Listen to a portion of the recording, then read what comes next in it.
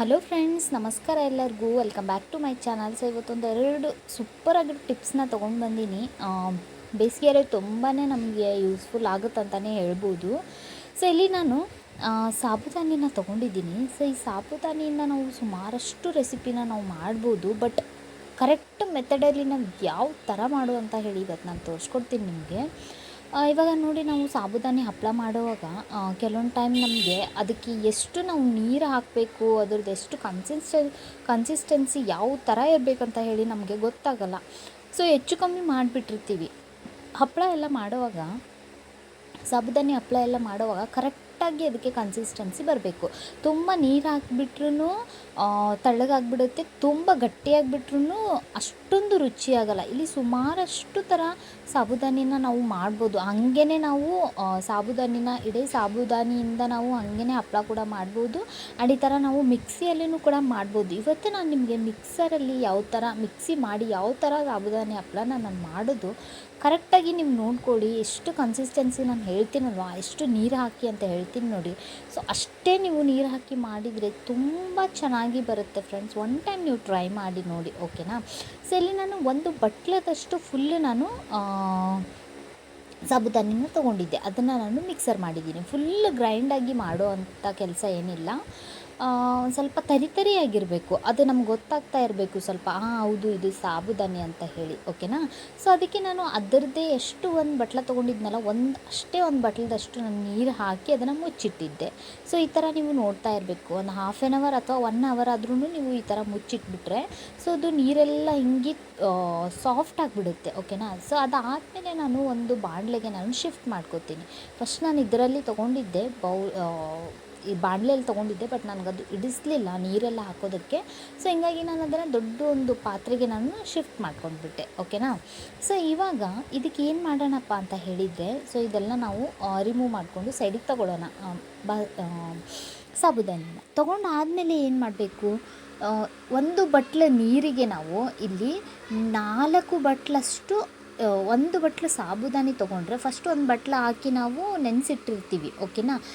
ಅದಾದಮೇಲೆ ಇದಕ್ಕೆ 4 ಬಟ್ಲಷ್ಟು ನೀರನ್ನ ಹಾಕಬೇಕು. ಒಂದು ಬಟ್ಲು ಸಾಬುದಾನಿ ತೊಗೊಂಡ್ರೆ ಅದಕ್ಕೆ 5 ಬಟ್ಲಷ್ಟು ನೀರು, ಓಕೆನಾ. ಫಸ್ಟಿಗೆ ನಾವು ನೆನೆಸಿಡೋದಕ್ಕೆ 1 ಬಟ್ಲು ಹಾಕಿದ್ವಿ. ಅದಾದಮೇಲೆ ಇಲ್ಲಿ ನಾನು 4 ಬಟ್ಲಷ್ಟು ನೀರು ಹಾಕಿದ್ದೀನಿ. ಸೊ ನೀವು ನೋಡ್ತಾ ಇರ್ಬೋದು. ಸೊ ಈ ಥರ ಕನ್ಸಿಸ್ಟೆನ್ಸಿ ಬಂದಿದೆ. ಇದು ಚೆನ್ನಾಗಿ ಕುದಿಬೇಕು ಫ್ರೆಂಡ್ಸ್. ಇದೇ ಥರ ಇದ್ದರೆ ಇದು ಇನ್ನೂ ತೆಳ್ಳಗಿದೆ ಅಲ್ವಾ. ಸೊ ಇದು ಕುದ್ದು ಏನಾಗ್ಬಿಡುತ್ತೆ, ಕರೆಕ್ಟ್ ಕನ್ಸಿಸ್ಟೆನ್ಸಿ ಬರುತ್ತೆ. ಈ ಟೈಮಲ್ಲಿ ನೀವು ಉಪ್ಪು, ಅದಕ್ಕೆ ಜೀರಾ ಪೌಡ್ರು, ಸೊ ಇದನ್ನೆಲ್ಲ ನೀವು ಆರಾಮಾಗಿ ಹಾಕ್ಬೋದು. ಹಾಕಿ ಹಪ್ಪಳ ಮಾಡಿಕೊಂಡ್ರೆ ಆಗೋಯಿತು.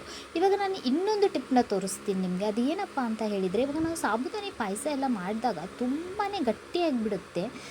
ಆಮೇಲೆ ನಮಗೆ ತಳ ಎಲ್ಲ ಒತ್ತೋ ಚಾನ್ಸಸ್ ಇರುತ್ತೆ. ಸೊ ಈ ಥರ ಎಲ್ಲ ತಳ ಎಲ್ಲ ಒತ್ತಬಾರ್ದು ಅಂತ ಹೇಳಿದರೆ ಯಾವ ಥರ ಮಾಡೋದು ಅಂತ ಹೇಳಿ ತೋರಿಸ್ಕೊಡ್ತೀನಿ.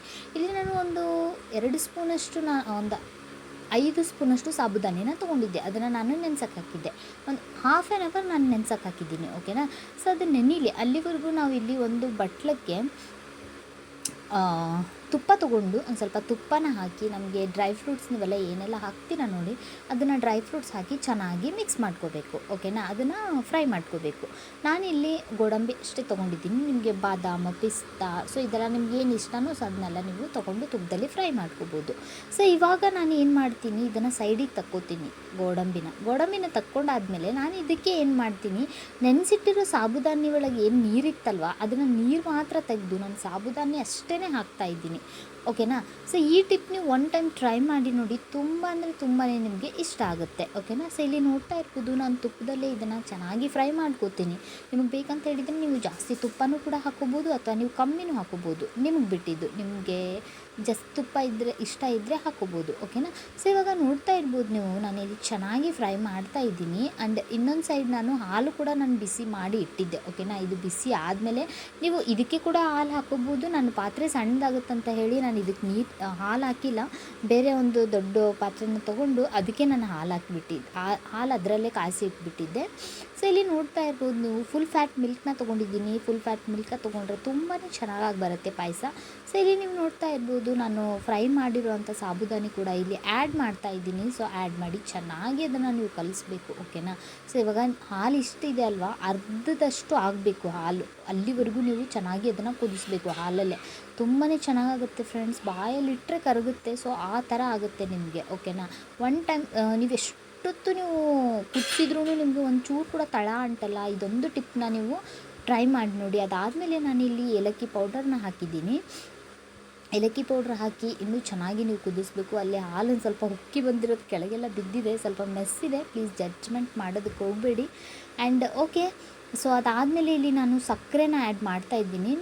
ನಾನಿಲ್ಲಿ 4-5 ಸ್ಪೂನಷ್ಟು ಸಕ್ಕರೆ ಹಾಕಿರ್ಬೋದು, ಬಟ್ ನಾವು ಸ್ವಲ್ಪ ಸಕ್ಕರೆ ನನಗೆ ಕಮ್ಮಿ ಇಷ್ಟ, ಸೊ ಹಂಗಾಗಿ ಕಮ್ಮಿ ಹಾಕ್ತೀನಿ. ನಿಮ್ಗೆ ಜಾಸ್ತಿ ಸಕ್ಕರೆ ತಿನ್ನೋರಿದ್ದರೆ ಹಾಕ್ಕೋಬೋದು. ಒಂಚೂರು ಕೂಡ ತಳ ಹತ್ತಲ್ಲ. ನೆನೆಸಿ ಆದಮೇಲೆ ತುಪ್ಪದಲ್ಲಿ ಒಂದು ಸ್ವಲ್ಪ ಫ್ರೈ ಮಾಡಿ ತುಂಬಾ ನಿಮಗೆ ಇಷ್ಟಪಟ್ಟು ತಿಂತೀರಾ. ಟೇಕ್ ಕೇರ್, ಬಾಯ್ ಬಾಯ್. ಈ ಟಿಪ್ ಇಷ್ಟ ಆಗಿದೆ ಅಂತ ಅಂದ್ಕೊತೀನಿ.